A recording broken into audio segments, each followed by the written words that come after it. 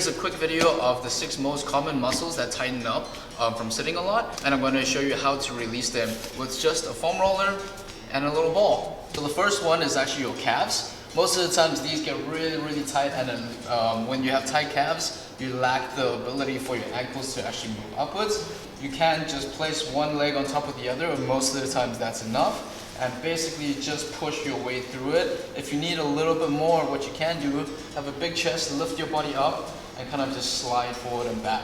Once you found a really tight spot, anchor it in that point, place weight on it, and basically just move your ankles around and kind of feel like you're basically using your own body to release the muscles that's really tense. Remember to breathe. The most important part is to be able to breathe into the pain points. The second muscle that needs to be released is actually your shins right in the front. So if you look at your bone, if you find your shin bone, basically just trace the muscles along over here. It's called your tibialis anterior.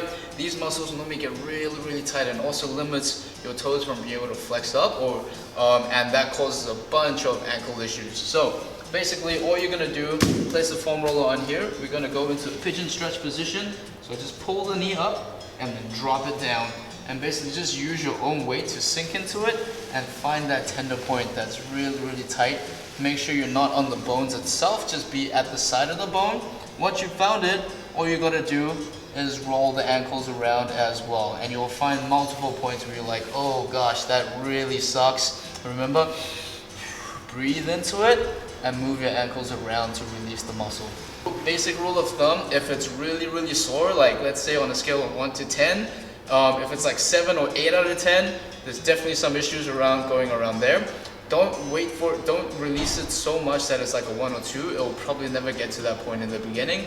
So basically just wait until the points drop like 1 to 2 points. So if it drops from a 7 to a 6 or a 5, that's a good indicator to stop and move on to the next point that hurts. Okay? The third one that's very common is actually your adductors. Most people don't roll this one out. So basically you want to bring the leg all the way across. Notice I'm in a plank position, so both elbows are flat on the ground.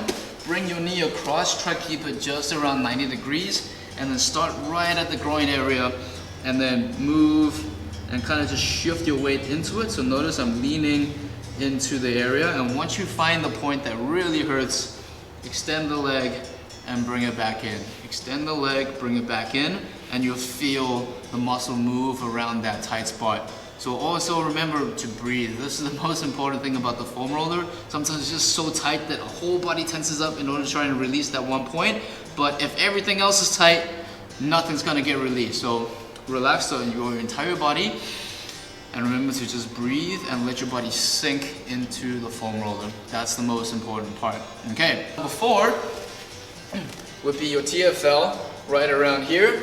So all you do is take the foam roller, you're going to place it at the crease of your hip. Easiest way to find your TFL. Bring the leg up.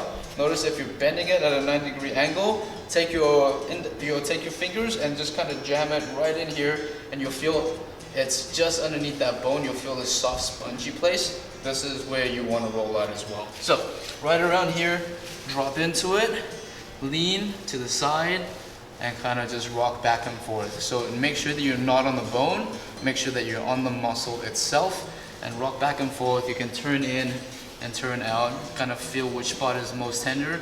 Slow, deep breaths, release that. Okay, next one is called your thoracolumbar fascia. So all of these muscles around your spine and the upper back portion of the body. So first part, just a general warm-up to release all the tissue around it. Have your hands supporting the head. Let your head relax into the hands. Lift the butt up a little bit and kind of just roll up and down the area. You might hear some pops and clicks and everything because your spine is just so tight. Then all you do, if you want to get a little bit more, pull your elbows in a little bit and roll to the side so that you're on just, and tilt to the side, so that you're just on one side of the spine. Same thing, pull in, rotate to the other side, and you'll feel so much going on in there. Okay, so that normally feels really good. Now once all the tissues are warm, all you need to do is to get the extension back in your upper spine. So hands cupped behind your head. Most important thing, keep your ribs down and keep your abs tight. while you're releasing your upper body. So take a deep breath in, exhale, use the elbows to drive over and down. Notice my ribs stay tight, I'm not letting go. So if you let go of your core, you're gonna end up using your lower back in order to get the extension, which we don't need. You already have too much mobility in the lower back. We wanna get mobility in your upper back. So keep the core in, so you're tucking your pelvis in, rib cage stays down, breathe. Exhale, and bend over. Breathe in like a mini crunch, exhale. You're using your head and your elbows are arcing around the body towards the ground. Breathe, arc, exhale, and just hold it there, and then move on to the next point. So you want to go up vertebra by vertebra that way, so that you get more and more of your upper back to be released. Okay? Last but not least is actually your pecs. So there's two ways to do it. A lot of the times foam roller is just enough, and all you do is you want to start from your bicep, roll it all the way to the top of your chest. So you find the collarbone, just underneath the collarbone, trace it from the center of your body and move it all the way along this area. That's kind of where you want to roll out, okay? So you're gonna cross the opposite leg across. So notice I'm actually tilted downwards and at an angle pointing down so that I have leverage to be able to drive. Don't be too flat or else you're gonna stretch your lower back. So keep the knee close to you. Start from the outside of the bicep. Notice I'm rotating my thumb backwards. You're gonna push, rotate up, and rotate back.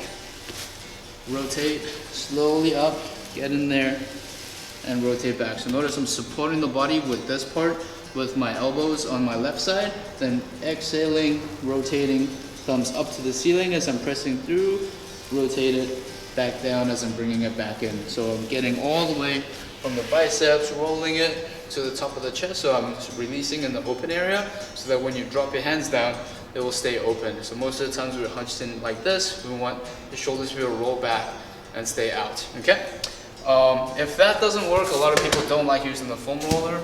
Using a tennis ball, lacrosse ball, or yoga ball works just as well. So all you need to do, take the ball, place it just around this area. So you want to go along this entire part.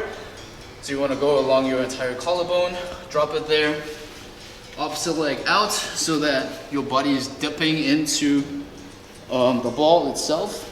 And then just hang around here. You can start with your arms behind your back and then peel the shoulders back and forth. So peel the shoulders over the ball, and then all you can do is trace your arms up and down, and notice I'm rotating my hands as I'm coming up, rotating down, and the ball moves around the tender spot.